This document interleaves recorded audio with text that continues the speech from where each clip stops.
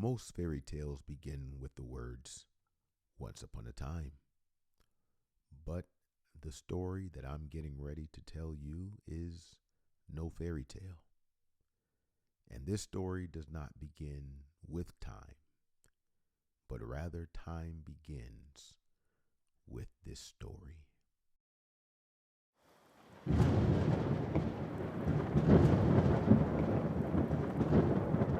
In the beginning, God created the heavens and the earth. Now the earth was formless and empty. Darkness was over the surface of the deep, and the Spirit of God was hovering over the waters. And God said, "Let there be light," and there was light. God saw that the light was good, and he separated the light from the darkness. And he called the light day, and the darkness he called night. And God called the dry ground land, and gathered the waters, and called them seas. And God saw that it was good.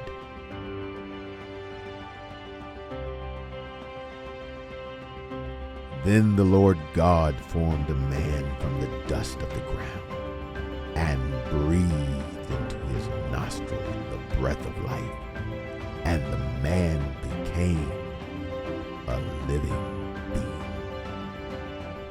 Through him all things were made. Without him nothing was made that has been made. In him was life, and that life was the light of all mankind.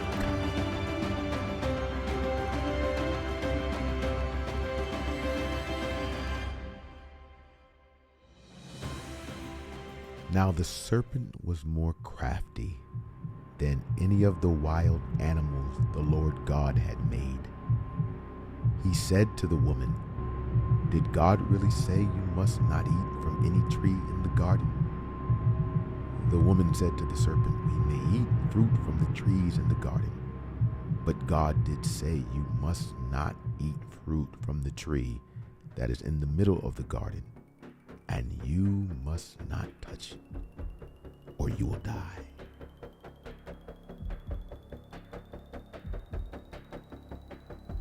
When the woman saw that the fruit of the tree was good for food, and pleasing to the eye, and also desirable for gaining wisdom, she took some and ate it.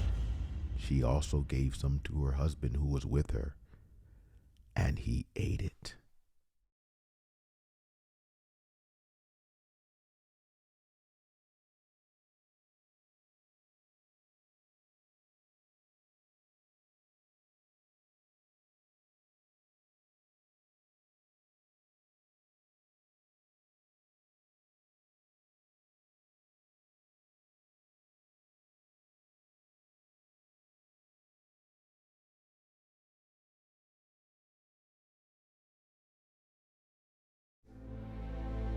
The story of Adam landed us in the dilemma that we are in. Despair, depression, depravity. First sin, then death.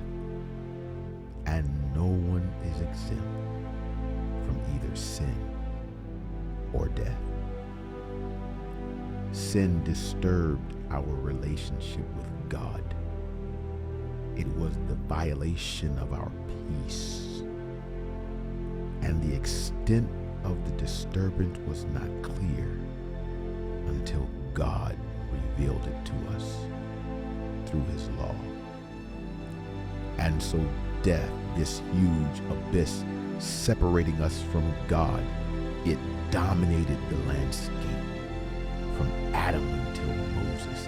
And even those who did not sin precisely as Adam did, by disobeying a specific command of God, still had to experience this termination of life, this separation from God.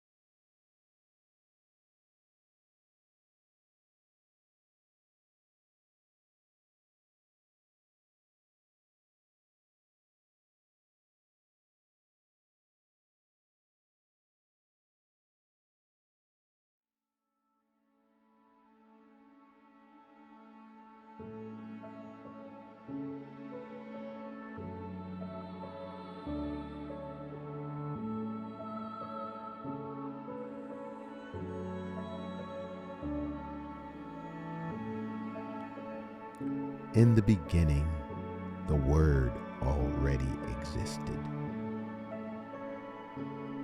The Word was with God, and the Word was God.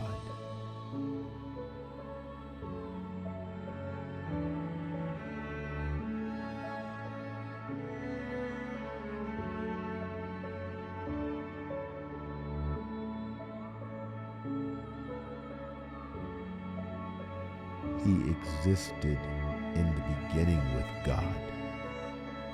God created everything through him, and nothing was created except through him.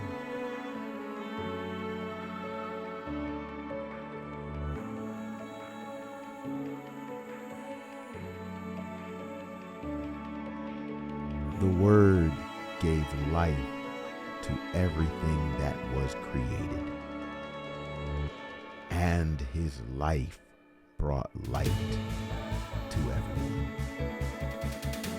The light shines in the darkness, and the darkness can never extinguish it.